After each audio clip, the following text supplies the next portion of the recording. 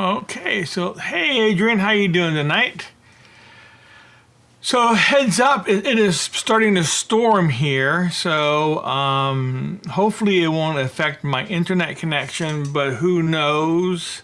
As with these storms, it affects everything. So I'm already hearing some thunder out there, so I will go as long as I can. How's that? But yes, Adrian, it is very good to see you. So, before I get started with the main part of the show, which is going to be a part 2 showing before and after OG presses and then later reissues, I am going to show you, and I'll try to do this with most of my shows because I love soundtracks and I love sharing them with you. So I got this in the mail a couple weeks ago. This is a soundtrack to a movie called The Substance. Now this movie came out in 2024. It had Demi Moore and Dennis Quaid in it. It's definitely an odd film. The Dennis Quaid name really drew me to it because I'm a huge fan of Dennis Quaid. I try to watch pretty much everything he does. And of course, Demi Moore is, I like her as well. So this is, I like thrillers, but I don't like horror movies. So this starts out as a thriller for the first 2/3 of the movie. In the last third or quarter of the movie, it just switches gears like on a dime and basically it becomes a horror movie at that point. So I pretty much stopped watching it. So I didn't see the last maybe 20 minutes of the movie. That's okay. I was able to put together probably what happened, but it doesn't mean that I didn't enjoy the music and the soundtrack. So I did pick this up.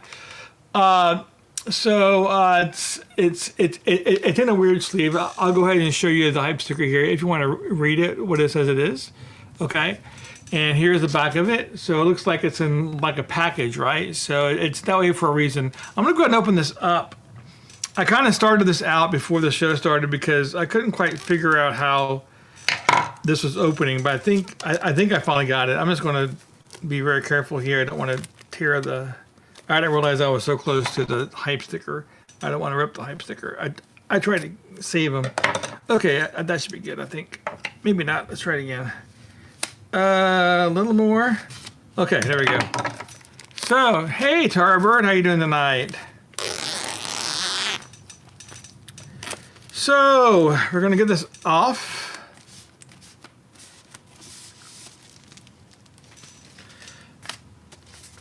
So that's the outer. As you can see, it's kind of like a package. It's that way for a reason because in the movie, this all pretty much the story started once the character of Demi Moore, I forget the character's name, got a package. And so that's probably why they have it like this. So I'm going to go ahead and open this up because I want to get to the record. So I'm going to slice this tape back here that they are using. Hopefully I won't tear anything. Let's see. Or won't cut anything that I'm not supposed to cut, which I have done on some occasions, and it's not a good thing. Okay. That's a pretty good job, actually. So I'm opening it up. Oh, that goes down there. So I'm opening it up. Oh yeah, always safe hype stickers. And that's my dog. That's Bruce. I guess somebody's outside. So opening it up, and pretty much we have the record and the package. Of course, I'm going to save this. This is part of the soundtrack. So I'm going to make this nice and neat. Put it up here. Again, this is what the pretty much. Okay, and this is a tagline in the movie. Okay, so that's why that's there. It'll change your life. So this is again, the movie's called The Substance. So this is the back of it. Of course, I want to get that up here as well. So hopefully y'all can hear me okay. I'm hearing some more thunder outside, so. Oh, this is awesome. This is also a big part of the movie. They kept telling her, Demi Demi Moore's character kept reminding her constantly that, remember, you are one. So it's nice. I had to put that on the outer cover. Anything else on the inside? Yes, that's what I heard. So they put this card in here, 503, big part of the movie as well. She receives this in the mail, and she's instructed to go to a place that has lockers and find this locker and take the box out, which is the box is in this kind of paper again, which is why I had this. So that's why they're including this 503 card in the soundtrack, which is very, very cool because it's a big part of the movie. She's always going to locker 503 to get her substance. For those that have not watched the movie, I'm really not trying to give very much away at all. So, but yeah, very, very cool that they included that.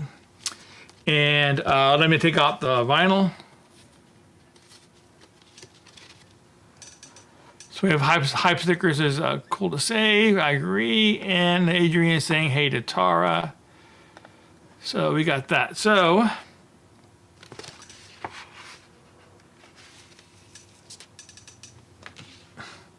very, very generic, like it was in the movie.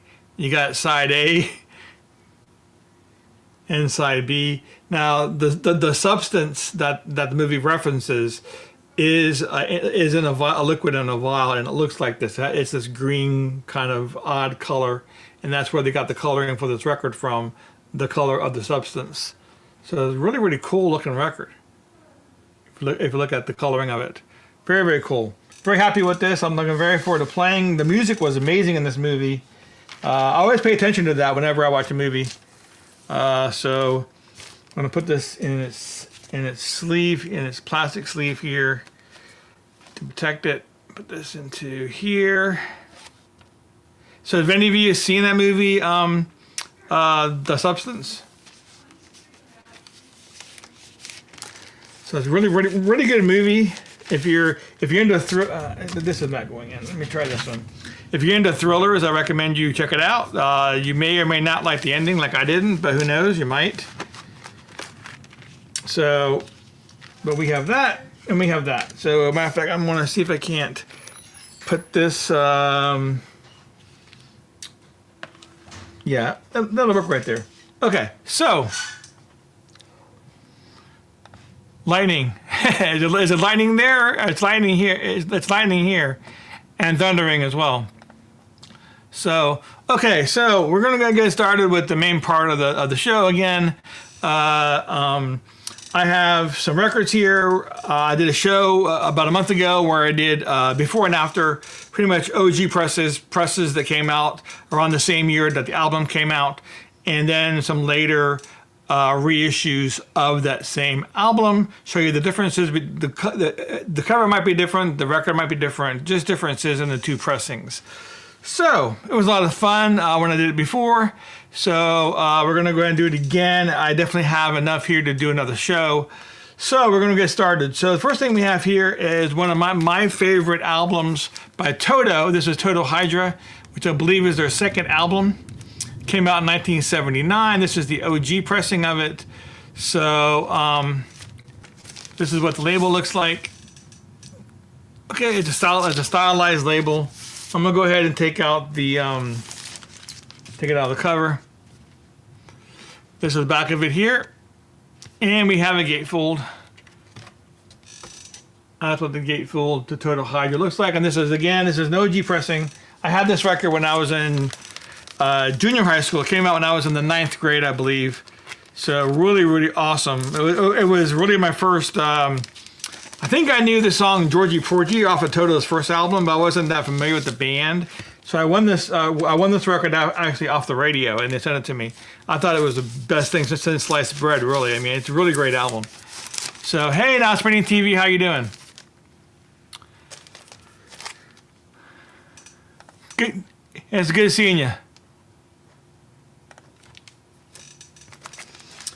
So, and we're going to go ahead and move to the reissue of this. So this came out, I think this came out around 2020. And again, the label is pretty much the same. It's a black vinyl, it's not color vinyl, so there's nothing special like that. The cover is mostly the same. Pretty much is the same.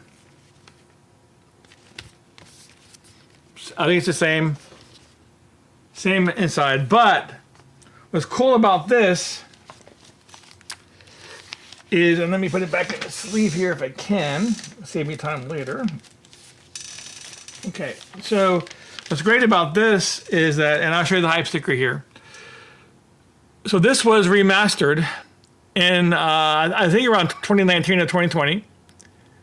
And it was remastered by Elliot Shaner, by Toto and Elliot Shaner. Now, Elliot Shaner is a Grammy-winning engineer who's known for his work with Steely Dan, and he collaborated with Toto to remaster this, and it does sound really, really great. I mean, it kind of sounds like it has to be mastered. They're really, he really did a really great job in getting this remastered. So really, really enjoyed this again. It's my favorite album by Toto. So you have that.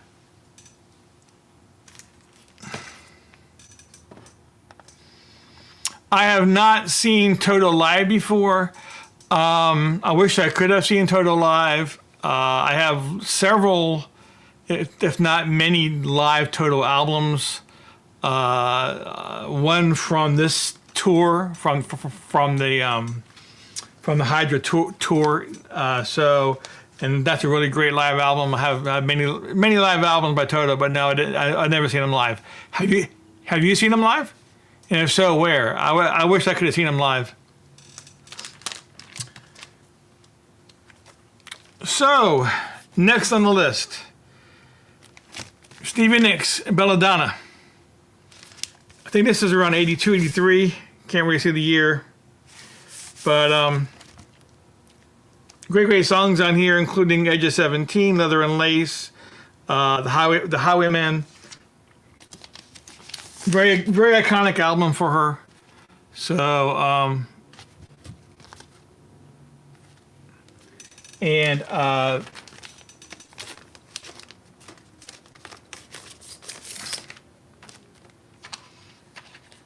came on this Modern Records label. This is black vinyl.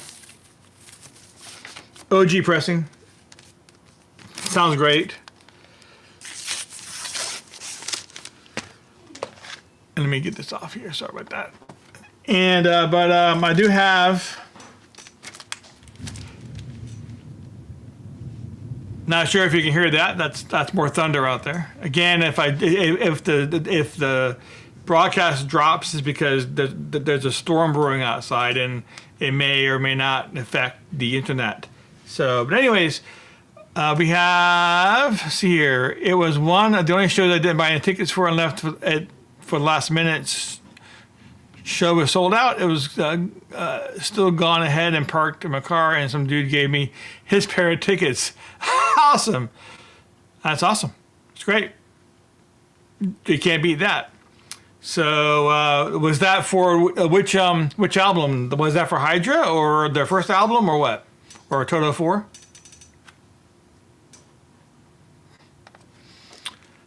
So we have Belladonna here. This is Vinyl Me Please release of it.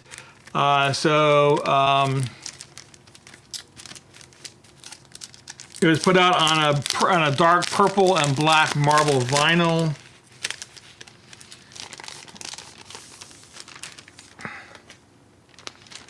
Show you the hype sticker here for it. If you can see that, not sure if it's gonna come out. There you go, Vinyl Me Please. And so I'll show you the record. Yeah, it's like this. It looks black. I don't know if it's going to come out on the video or not. If I can get some light behind it, but it is dark blue and black marble, and they are keeping the same Modern Records label. So kudos for doing that. I always like it when they put out reissues and they keep the same label. I hate it whenever they change the label. So as always with Vinyl Me Please releases, they have a big thing in the back here talking about the record. And it comes with some nice artwork. A photo courtesy of Hubert Worthington III, whoever that is. So a very nice picture of Stevie Nicks. Stevie Nicks was here, by the way, I think like in November of last year. I wish I could have went and seen her. It was not a gatefold, but this is a very, very heavy, thick cover compared to the original cover. And it's a little bit shinier than the original. So, and it has the Vinyl Me Please logo in the corner. So we have that. So that's going to be that.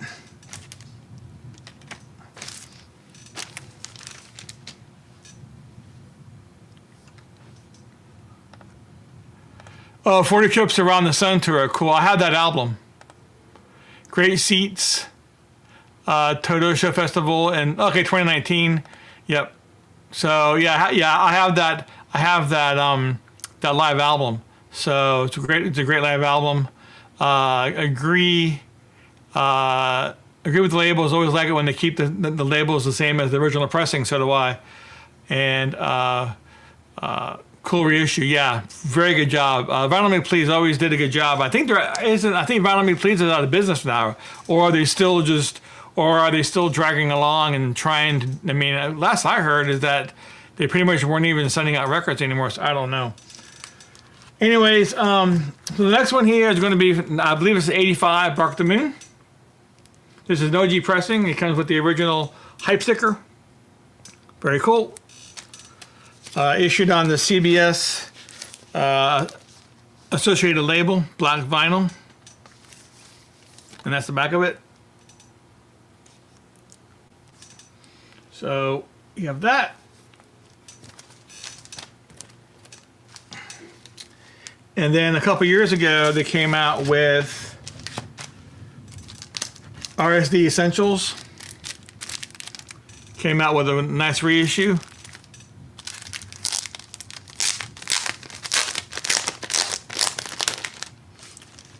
They changed up the label.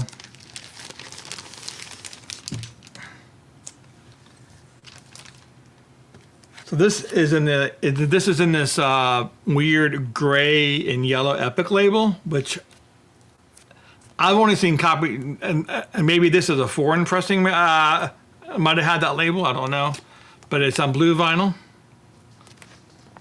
Bark at the Moon.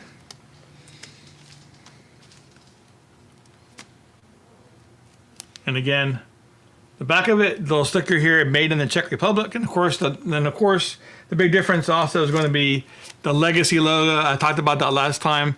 This little L down here for Legacy. That's the umbrella of Sony. Sony bought up all these labels and put them under Legacy.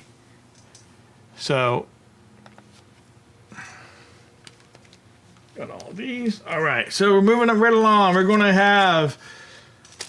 I'm trying to do the OG first and the reissue next. So these two are in the wrong order here. Sorry about that. But we have Odds and Sods. Really great album for The Who. Kind of a weird album. They have some.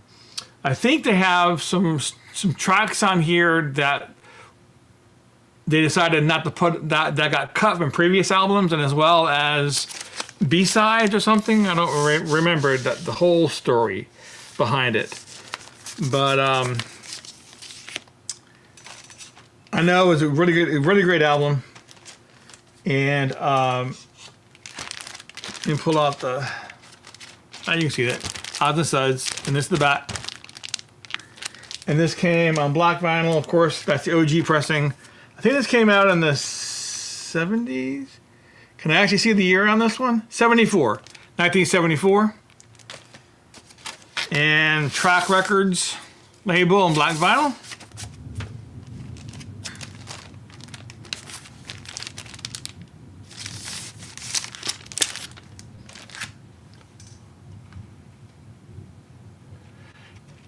Yeah, I agree. Unfortunately, I worked this morning and this afternoon.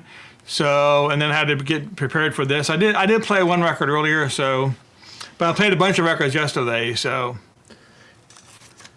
But I do agree. Rainy days are great days for staying home and playing records. That's for sure. So I got the mastered at Abbey Road's half-speed mastered reissue of it. And this has the record. It was cut using, okay, fine. And what is because this has two albums in here and originally had one. So what's with the second record? It could be outtakes, I don't know. But it came in yellow and red vinyl. And there's the Abbey Road logo there.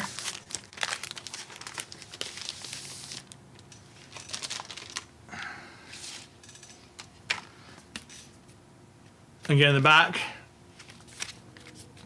Oh, this is I don't think the original was that way, was it? Was the original to this, what do you call it, where it's cut, die cut? Because this one is die cut. So it's got a die cut in here. Not sure if you can see that, but it's right there. I can stick my fingers in. Here, let me show you. So anyways, yeah, die cut, and this one is a gatefold. And what's the story with the second one? I forgot the story about this. I should have looked it up. But I'll show you the track listing. Maybe y'all can figure it out. But it might be alternate takes. So, but there you go.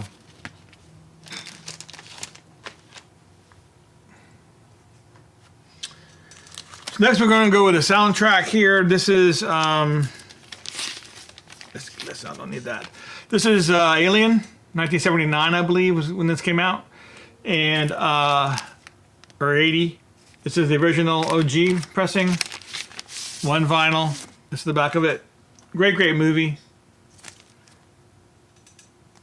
The tagline, what was it? No one screams in space, or you can't hear screams in space. Whatever the tagline was. It's on the 20th Century label, black vinyl. 1 LP, and I have the Mondo issue of it. On the last video I showed Aliens. This one I'm showing Alien. This one is on the Alien Blood green vinyl, and it's on two LPs instead of one.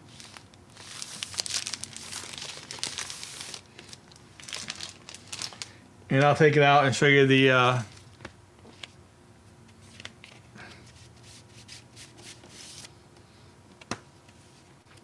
oh, it's cool. It's cool I did that. So it has a Nobi. So I put it in this plastic here to keep it safe. And it talks about the ship that they're on.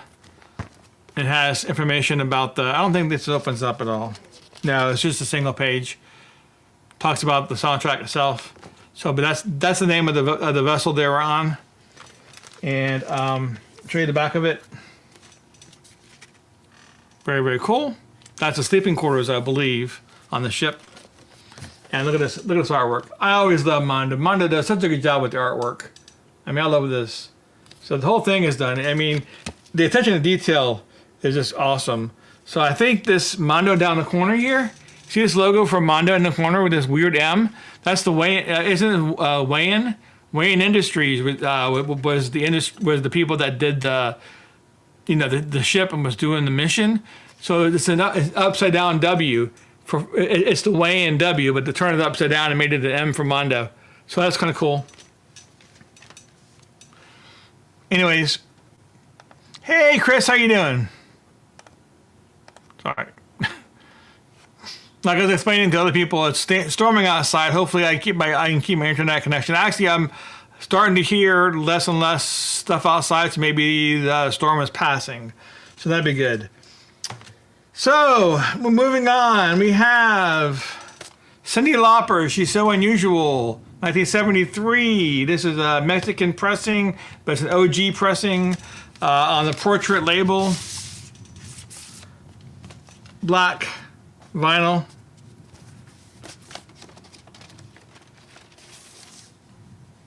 Now it does have Epic on there as well, so I'm not sure why it has both Epic and Portrait. I guess Portrait is probably a subsidiary of Epic. Here's the back of it. Has a hype sticker. And let me get Chris's message off the screen so y'all see these records better. Here we go. Nothing against you there, Chris.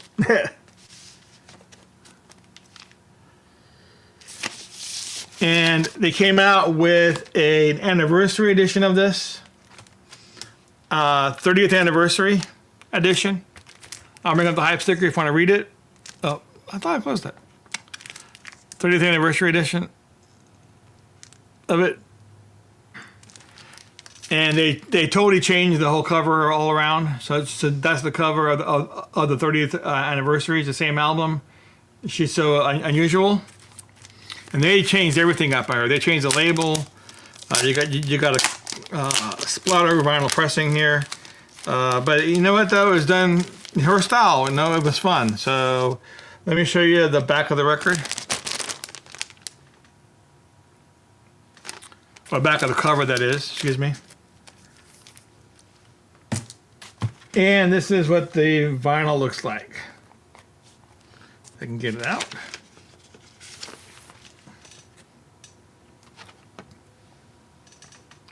She's so unusual. It has all the names all kind of mushed together to the songs. But it did a very good job on it, and it sounds great too. So that's the 30th anniversary of Cyndi Lauper's She's So Unusual. Okay. So moving right along. Picked out another soundtrack for you. Now, this one I'm going to start with the reissue first. I believe this is a Mondo. It might be a Waxwork Records. I don't really remember.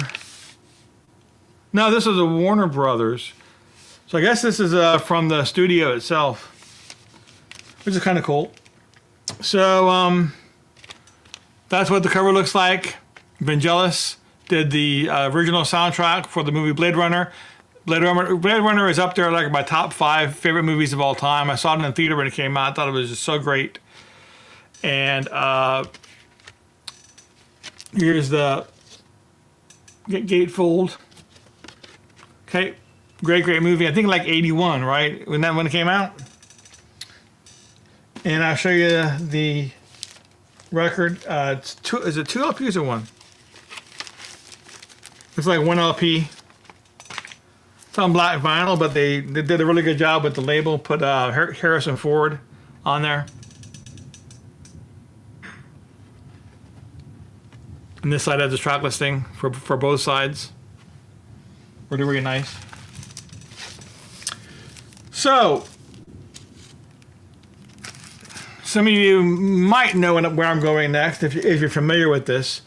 So back in '81 when this movie came out, Vangelis, is that how you pronounce his name? He's the guy that he was produced the music for the movie. And anyways, he did not want a soundtrack to come out. So they did not put a soundtrack out to Blade Runner. So because of the vacuum that existed, this is what we got in '81. And I didn't realize at the time that it wasn't a soundtrack because it looks like it. It looks like it's a soundtrack. But if you read it, it says orchestral adaptation of the music composed for the motion picture by Vangelis, performed by the New America Orchestra. So this is basically a cover. This band redid the music from the movie. It's not it's not the from the movie itself, but it's from the movie. But this is what we got. The back is kind of cool. If you're interested, I wonder why that's there. That's weird. Okay, I'm gonna have to fix that. So anyways, yes. If you go out to my channel, I have this album here, this whole album, which is put out on the Full Moon label. I recorded this entire album and put it out on my channel because a lot of people aren't even, especially nowadays, because so much time has passed. A lot of people didn't even know about this album. So it's out there if you want to hear it. Just search for Blade Runner and you'll come up, and it's got the entire album, side A, side B. Very, very good album. All right, so moving right along. We have Escape, Journey Escape. Early 80s, 81, 82, something like that. This is the Japanese pressing of it. It is the OG pressing, original Japanese pressing of it. So, stylized label, black vinyl. That's what it looks like. I'll take it out of here, show it to you.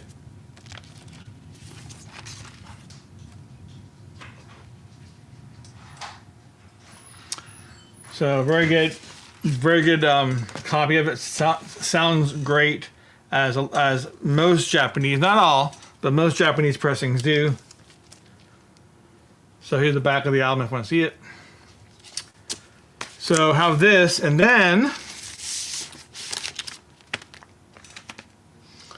I have a reissue, came out a couple years ago. Walmart put it out, and they put it out on what they call was clear. They say clear vinyl.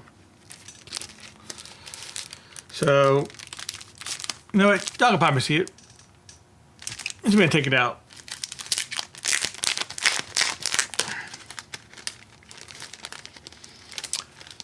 Just gotta know where to find them there.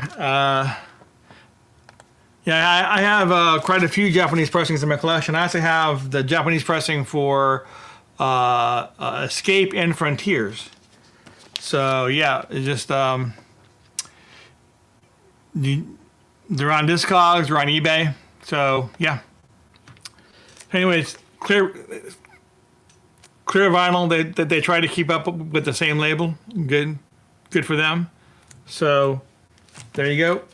Same back.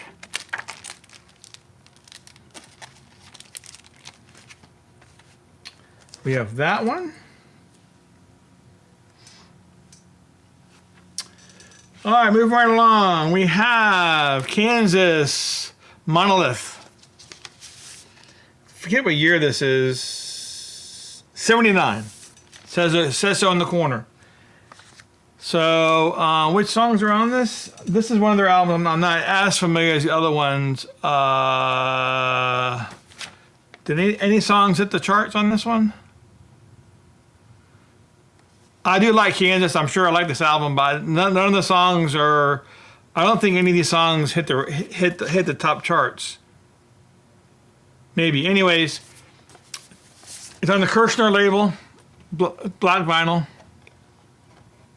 That's the OG pressing.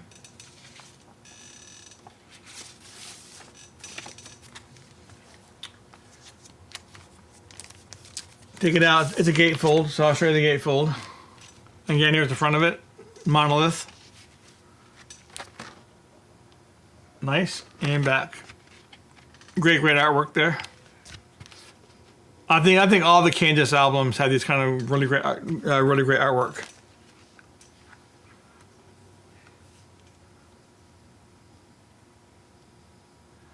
So we have, I feel like you need to do a live stream, Japanese presses versus UK versus USA. Well, it's a good idea. There are some records that I do have multiple, from multiple countries from.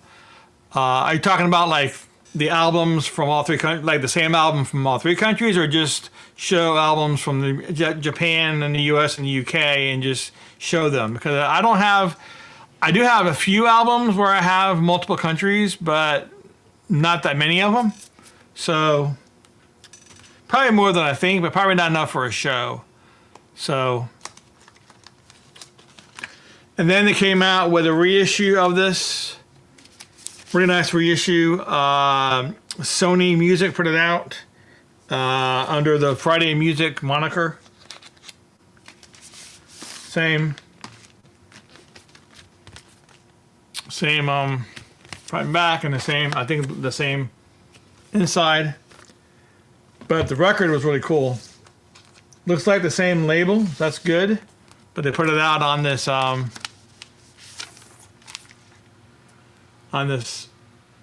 yellow, reddish, clearish, orangish vinyl. Pretty cool. So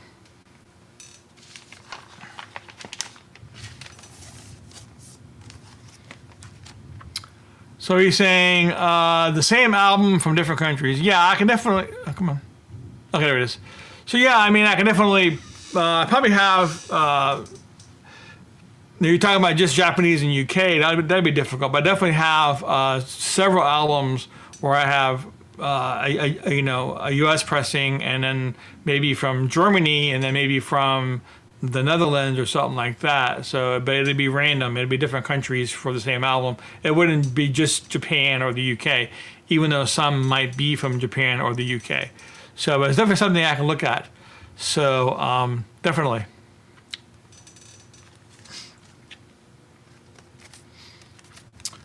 So maybe we can get together one night and do a video together like that. So we have Jimmy Buffett, Volcano. I have the original OG pressing here.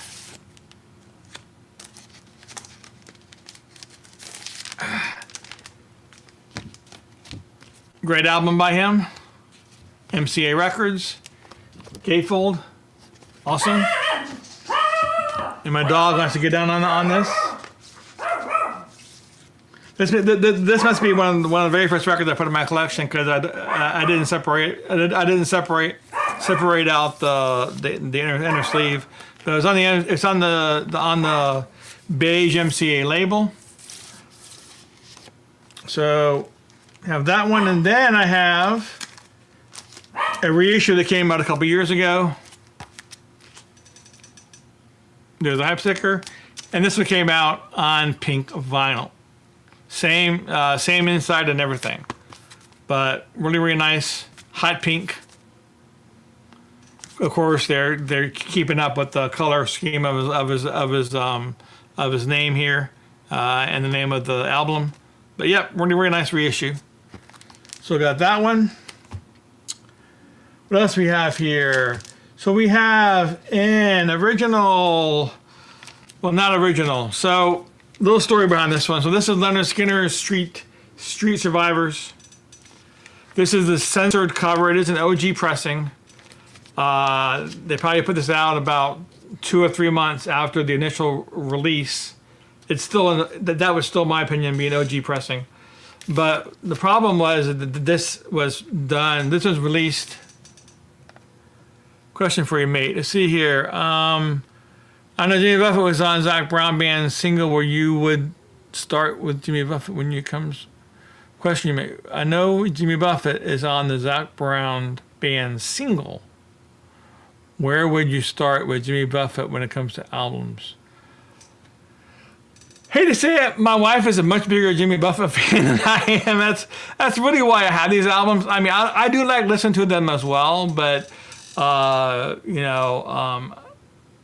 have a ton of 45s by Jimmy Buffett, and I started picking up the albums mainly for her. Although I do like them, I'm not as familiar with them with him as I would like. So it's hard for me to answer that question. But I think this one has fins, right? Yeah. This is a great album. He has a lot of songs on here that were on the Fins and Volcano. Were two top 40 or top 10. Boat Drinks is another top 40. Yeah, this is actually a really good album to get started with, for him, since it has all these hits on it. So hopefully that answers your question there, Chris. So anyway, so what happened was they had a plane crash And most of the members you see here on the cover, I think one of them survived. I don't really remember. Had to read it again, but most of them passed away in the plane crash. And the album initially came out with flames behind them. So the wives of the band members got together and petitioned the studio, MCA Records, that's what it pressed on, MCA Records, petitioned the studio to get rid of the flames because it kind of wasn't a very good vibe, and they agreed, and they stopped putting the record out with the flames, and they changed the cover, and this is what they started putting out. So this is a Super Saver. This is the back of it. It's pretty much the same cover except for the flames were gone. So put out on this standard MCA label, black vinyl.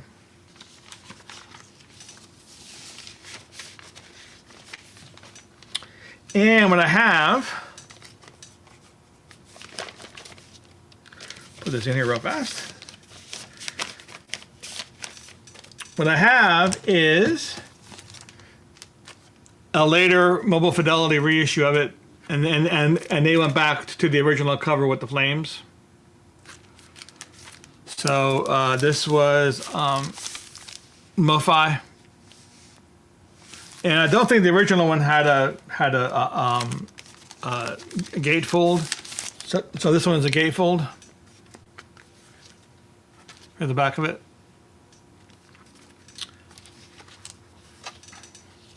Of course, they're advertising, and that's what did the band injustice. That really great picture in the middle. So it's really great, really great sounding MoFi. All right then, moving right along. We have Styx, 1979. Their only #1 hit song, Babe. Yeah, Babe. So this is an RCA Music Service release in OG pressing, pressed around that same time. It has the RCA Music Service stamp at the bottom here. So it was a trifold. In the U.S. it was a trifold. I know other countries it was not a trifold, but in the U.S. it was a trifold. And inside was another record. That's what the cover looks like. Sometimes they were a little shinier. This was more grayish, but they did that for a reason, because on the record cover, they pretty much show, you see the silver record here in the sand. That's supposed to be this record. So that's what it's supposed to signify. So that's why they did that. And this is what the record looks like. It's in black vinyl. They use a new Styx logo, stylized logo for this release, in this diamond shape. It's pretty cool.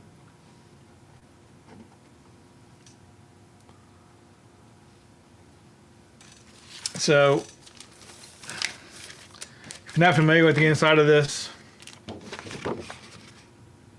has the band and has lyrics. So, great album by Styx, and I cannot find an exact year. I've looked and I've asked. I'm on 2 or 3 Styx groups on Facebook where people post all kind of stuff about Styx, and I've asked this question out there, and no one's responded to it. So I don't know exactly when this was released. I think this was released sometime early in the 90s, maybe 93 or 94. My best guess. But it's also Cornerstone. But this was sold to the only people who were part of the... no, don't stick like that. No, don't do that. Did it really stick to it? You shouldn't do that. Let me get my little knife. Did I bury my little knife? I have to deal with it later. It's really not a bad thing, but it really shouldn't stick like that. Anyways, okay, so Here's the hype sticker. I didn't mean to put it on like that, but I guess for now it's stuck on there. Had to figure out how to get it off. It should just come off. It's probably humidity or something. But that's the hype sticker there, and it says special limited edition playable platinum disc. Thanks from Styx. So this was made available only to people in the Styx fan club at the time. But they didn't press that many. Again, I can't figure out how many they pressed. Notice how much shinier this one is, the cover. My last one was like a dull gray, and here's this huge, this is like big sheen on this. It's like very, very bright. So, but this is what that disc looks like. And it was a trifold as well. Same trifold. But this is what that record looks like. Again, it said it was a playable platinum disc. Very, very shiny. Kind of like the same label, but they inverted it. The black is white and the white is, or it's actually more silver. So they inverted it. The white is silver and the black is white. So, but the same diamond logo for the cornerstone title and the Styx name. Very, very shiny. So, very, very cool. So we have, hey Elliot, how you doing tonight?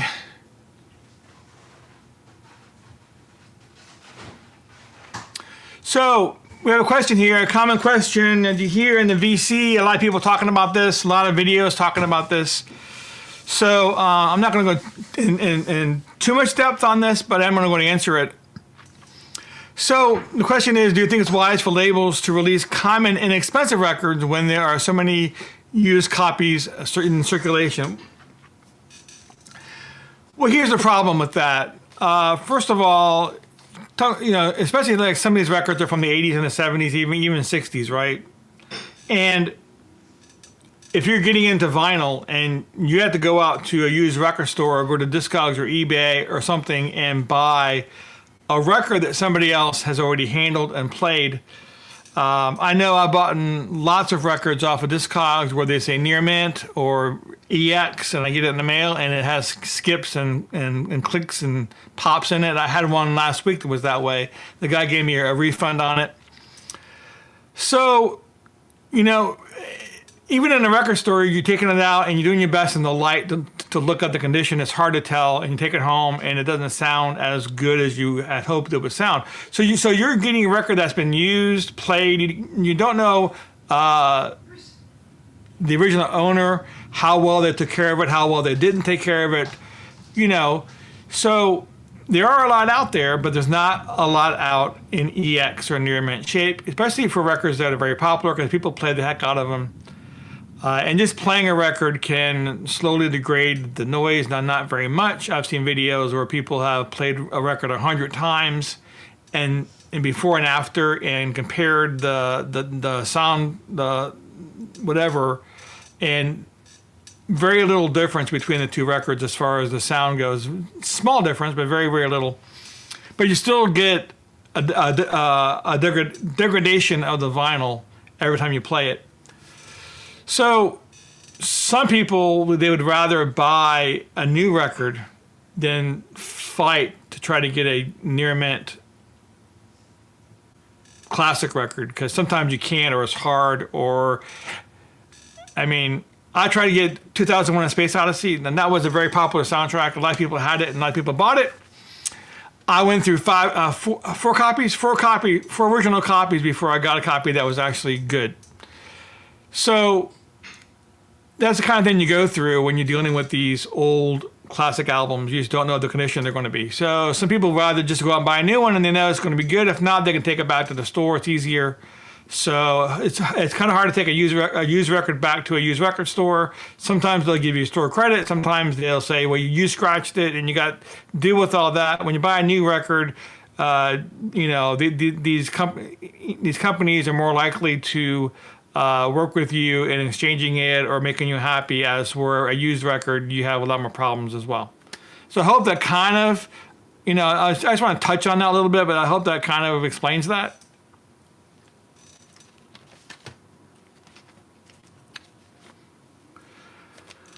Okay.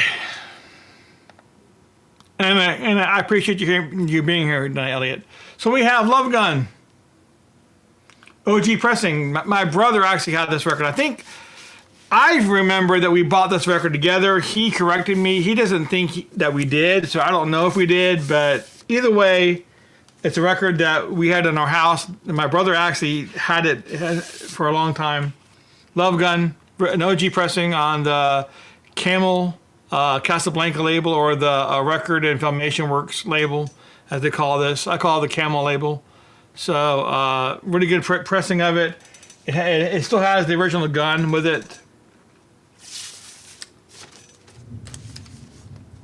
Here's what that looks like. If you want to see the gun, I believe it's in here. It has this inner sleeve. And it has the original gun.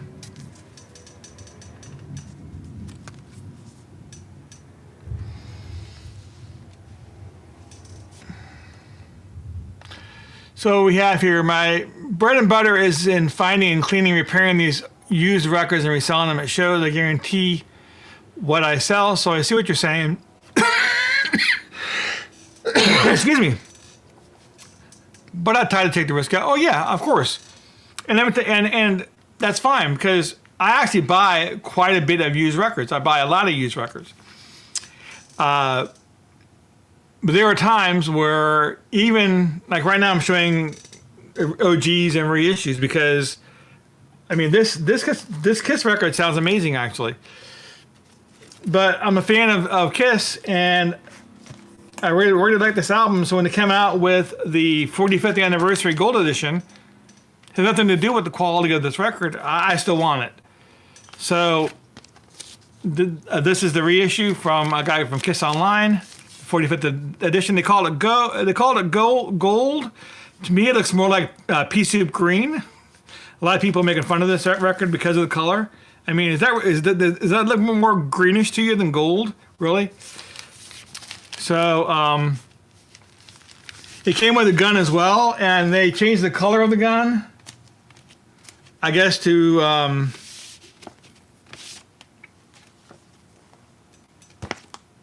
the same kind of inner sleeve. I guess I have it in plastic here. And the gun, which is not put together, but you see it's green. Mine, the other one was red. I guess they did this so people won't try to sell the gun as an original gun. So which makes sense. So pretty cool. But yeah, it's there are a lot of reasons to buy reissues. It's your favorite album. You want it in every possible iteration of it. You want to hear what it sounds like when they come out with it. Earlier in the show I showed Toto Hydra. I have an OG pressing of Toto Hydra. Sounds great, but it came out with a remastered version. I wanted the remastered version. It sounds spectacular as well, but now I have 2 copies of it, and it is what it is. So I also pulled out the 2014 reissue as well, just because I had my hands on it. So, but this is the 2014 reissue, 180 gram pressing of it. So we have, what's next? I need to start putting it over here now, because I'm running out of room over here. So we're going to go ahead and get rid of that. So we have Slade. Love me some Slade. Good stuff. I think this is one of the late 70s or the early 80s release. Has a nail in the ear. Till Death Do Us Part. Has the original hype sticker on it, on the black RCA. Looks like a foreign pressing. This could be, it could be US, but it could be Canadian, or it could be, I think this is Canadian actually. But it's on the black RCA. It looks like a foreign pressing.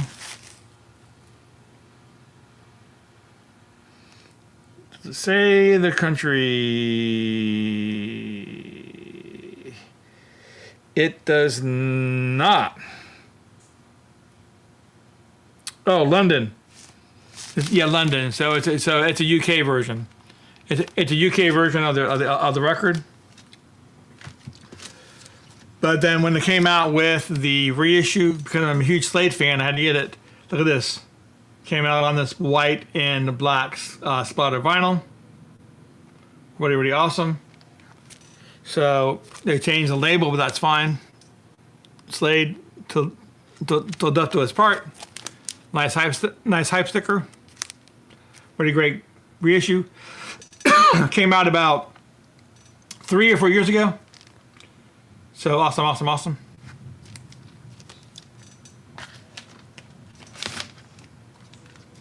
Any Slade fans out there?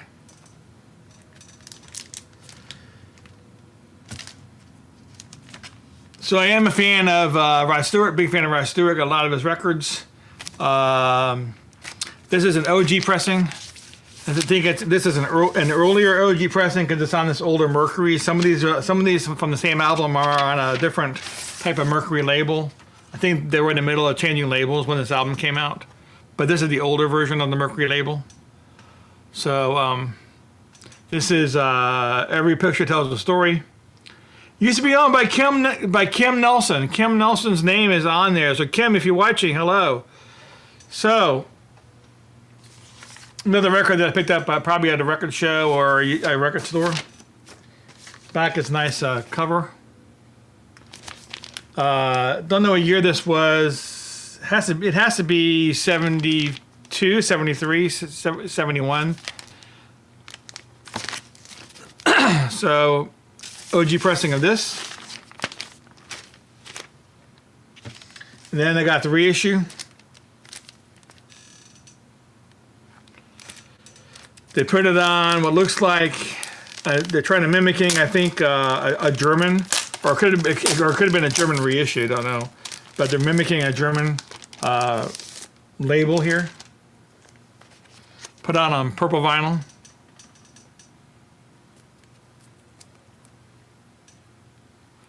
So nice reissue. Looks like the back is different. That's weird. Well, this back is like this. And this back is like this. Even though the fronts are the same. Pretty much, right? But they put that back there. So I'm not really sure what the first time I noticed that. It's got a different rear.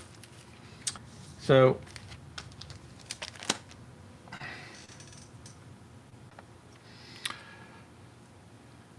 slowly building my Slade collection. I recently picked up Slade Alive. Yeah, I have the reissue on the red and black splatter. Did you get the reissue or the original? I don't have an original. I just have the reissue on black and splatter vinyl. They reissued a bunch of Slade records like 3 or 4 years ago. So I picked up 3 or 4 of them. So yeah, but Slade is awesome. I really like Slade a lot.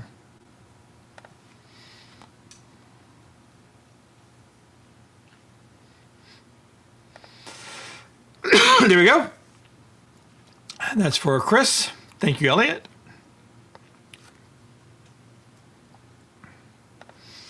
Okay, so we're getting down to the last couple here. Let's see what we got. So probably the last. Didn't I grab? Or was that it? Maybe that was it. Okay, so the last one. So we have Ghostbusters. Who are you going to call? This is a Japanese pressing. What's cool about the Japanese pressing is that the ghost is facing the opposite way. On the U.S. pressing, the ghost is facing to the left. If you're looking at it from straight, the ghost is facing to the left. But on the Japanese pressing, the ghost, for some reason, is facing to the right. So I don't really know why they did that difference. But it is an OG pressing on the Arista label. And that's the back of it. Great, great, awesome, awesome movie. Awesome, awesome soundtrack. So I have several copies of this in my collection. But I just grabbed these 2 for this video. So that's the OG pressing. And then a few years back for the 30th anniversary, Hot Topic. Yes, Hot Topic did put out records for a while. Hot Topic did a reissue of it on Slimer Green. It's neon green color. Very, very cool. Again, notice the way that the ghost is facing. They're facing opposite. So again, I don't know why they did that. I'd be interested to hear why they did that, but I don't know why they did that for.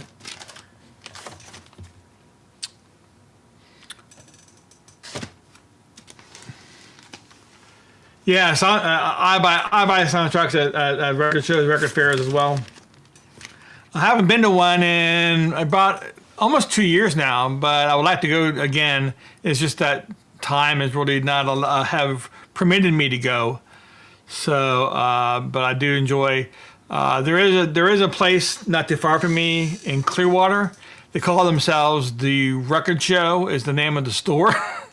So I think they might have changed their name now, the Record something. But back when I first went there, they were called the Record Show. That was the name of the store, and it was a huge warehouse.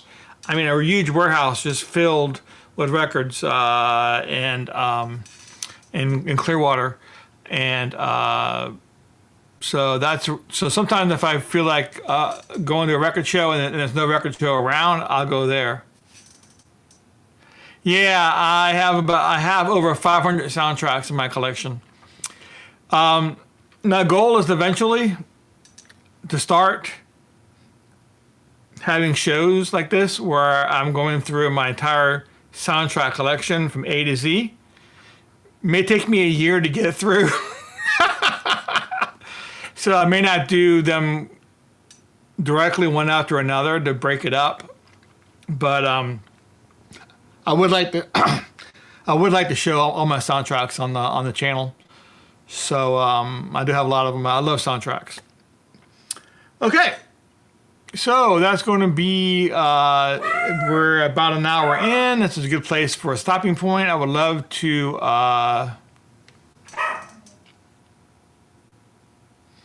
Shaft in Africa goes for a lot of money, even in poor condition. Want to see all my soundtracks? Yep, I definitely have a plan to do that. But my plan is, let me tell you what, you see the records behind me? There's also records in the next room. My goal is to, right now, because my collection has grown so fast, have records in, like the A's are in the back, the B's are over here, the C's are over here. Have records on the floor in the back that I don't like, because I have a small dog who also roams the floor, and he has done bad things on my records in the past. So now I put things in front of those records on the floor so he can't do that anymore. But my goal is to get those records off the floor and get them rearranged where they're in A, B, C order instead of having go to A back here and B over here and C over here. So that's going to take some time to do. I told myself I was going to start it in January. I didn't start it. I've been so busy. And I didn't even do, I usually do a record tour video sometimes around Halloween or December. And this year I've been so busy I haven't had time to do that. So, yeah. But, you know, I definitely enjoy coming on here and doing these shows, grabbing these records, showing them to you. And even if I don't have time to do regular videos, so I always try to do these videos on Thursdays. And if anybody ever wants to come up and be a guest on here, well, I'm sure we can come up with a topic. Just drop me a line. I have down below, I have my Instagram information. So I would definitely be interested in that. So, yeah, I'll have to live with that Shaft in Africa. Last time I went to a record show, I picked up The Last American Virgin.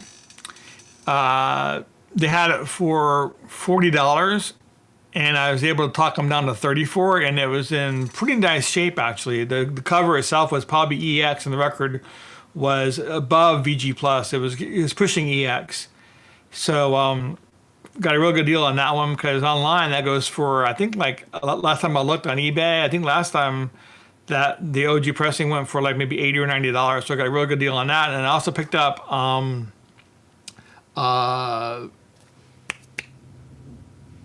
yes, can't remember right now, the War Games. I I picked up a copy of War Games. I've been wanting a copy of War Games for a while. My local record store had one a couple years ago. They wanted $50 for it. I thought it was a little bit too much. I didn't buy it. They had it in there for a few months, and then someone finally picked it up. But I was able to pick up a copy of War Games at the same record show. Again, I think that one was $30 as well. So I got a good deal on that one as well. So, but yeah, I love soundtracks. And it looks like somebody else does too. That's awesome. Okay, so I'm going to go ahead and again, if you're interested in coming up on the panel and being on one night, let me know. I'm going to say goodnight. I appreciate everybody now spinning, Elliot Cruz, Chris, and Adrian and Tara for being here tonight. And I'm looking for the cold mountain. Thanks, not spinning. I'm looking for cold. I don't know what that is. Cold MT soundtrack. I'm not sure what that is. Talking about Cold Mountain music from the Miramax motion picture, came out in 2003. Thank you. Yep, I definitely enjoyed having this conversation with y'all. Yeah, and now are you talking about on vinyl? Talking about on vinyl or on CD or? That would be a little hard to find on vinyl, being from 2003. Looks like eBay's got some CDs going for about $13-14. So Discogs has got some too. I don't know if they have vinyl. Oh, they do have an LP. Came out in 2015. None for sale. $100. Yep. Yeah, that's the way it is with these soundtracks. They can go for a lot of money, especially back those 2013, 2014, 2015 copies like that. Yep. So it looks like someone sold one for $105. This is a movie I've never seen before, so I'm not that familiar with it. Looks like some kind of a drama.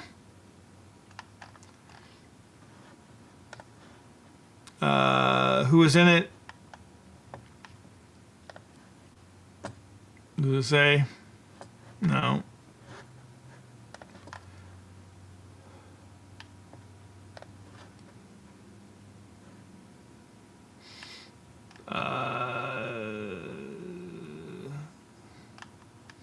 Just says the artist who performed on it. Yeah, it says here Jack White. Yeah, Jack White, Alison Cross, Real Team Travelers, Tim, Eric Say, Raleigh Bogus. Elusive Disc had a copy, but for $50. I guess that's when it originally came out. Cool. I have to look into the movie and see what it's about. Okay, awesome. Okay, so again, thanks everybody for being here tonight. We'll come back next week. I'm probably going to do some. I was talking about having my wife on with me, and we've done shows before. She's broadcasts from her office, and I broadcast in here, and we're both on together. Pull out some of our favorite artists or favorite records, and just go ahead and show them, and have fun with that. So that's probably what we're going to do next week. It's tentative. We'll see. But again, I want to thank everybody for being here tonight, and I'll see you all soon. All right. Have a good night, you all. Stay safe.